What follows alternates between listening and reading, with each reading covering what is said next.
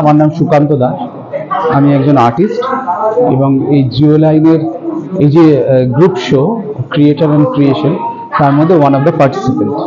তো আমার এখানে তিনটে কাজ আছে, দুটি একেবারেই সাম্প্রতিকতম এবং একটি এনাদেরই কালেকশনে ছিল, ওরা আসলে দেখাচ্ছেন। তো আপাতত আমি যে ছবিটার সামনে দাঁড়িয়ে আছি, এটা হচ্ছে আমার একেবারেই লেটেস্ট যে কাজ। বেসিক্যালি এই শোটার কথা ভেবেই করা, যেহেতু শো এর নাম ক্রিয়েটর অ্যান্ড ক্রিয়েশন, স্রষ্টা এবং সৃষ্টি।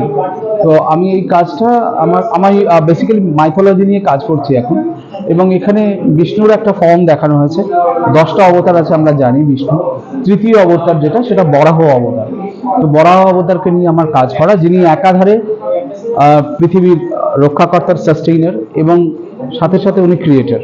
তো এই ফর্মটাকে নিয়ে কাজ করেছে, যেটা আমার কাছে এই মুহূর্তে এটা একদম নতুন কাজ, কারণ এই ফর্মটাকে রেখেই আমি কাজ করছি, অবতারের ফর্ম। বেসিক্যালি এর আগে যে আমি যে কাজগুলো করেছি সেগুলো বিষ্ণুকে আমি প্রিন্সিপাল ফিগার হিসেবে দেখিয়ে তার মধ্যে আমি অবতারের গল্পগুলো বলি। আমরা যদি এই ছবিটার সামনে যাই, এটাও আমার একটা বিষ্ণুর কাজ, অবতার সিরিজ। এটা কৃষ্ণ অবতার, কালীয় দমন আমি এখানে দেখাচ্ছি ছবিটার মধ্যে। ওটা যেটা আছে সেটা হচ্ছে কালীয় দমন, কিন্তু বেসিক্যালি হচ্ছে বিষ্ণু। আমরা জানি বিষ্ণুর একজন অবতার, একটি অবতার হচ্ছে কৃষ্ণ অবতার। তো কৃষ্ণর একটা লীলা, বা আমরা যেটা বলি অবতারের বিভিন্ন কার্যকলাপ যেগুলো হয় আমরা শুনেছি, সেই রকম একটা করা আছে। মানে বেসিক্যালি বিষ্ণু তার এবং তার অবতার কৃষ্ণ, এই দুটো নিয়ে এই ছবিটা ডিল করছে।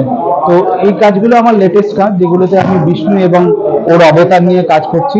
এই ছবিটা আরো সাম্প্রতিকতম, যেটাতে আমি ডাইরেক্ট অবতারটাকেই পেইন্ট করেছি এবং তার মধ্যে তার গল্পগুলো বলেছি, যে পৌরাণিক যে গল্পগুলো আছে। এবং এর আগের কাজ যেটা আমরা ওই দেওয়ালে আছে, এটা আমার কিছু আগের কাজ, বছর দুয়েক আগেকার কাজ, যেটাতে আমি তখন আমার একটা রেকারেন্ট থিম যেটা থাকতো পুরুষ এবং প্রকৃতি।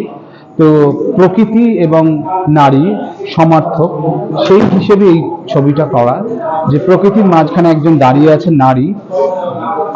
আমার চোখে দুজনেই প্রকৃতির একটা পার্ট, প্রকৃতির আর একটা পার্ট হচ্ছে নারী।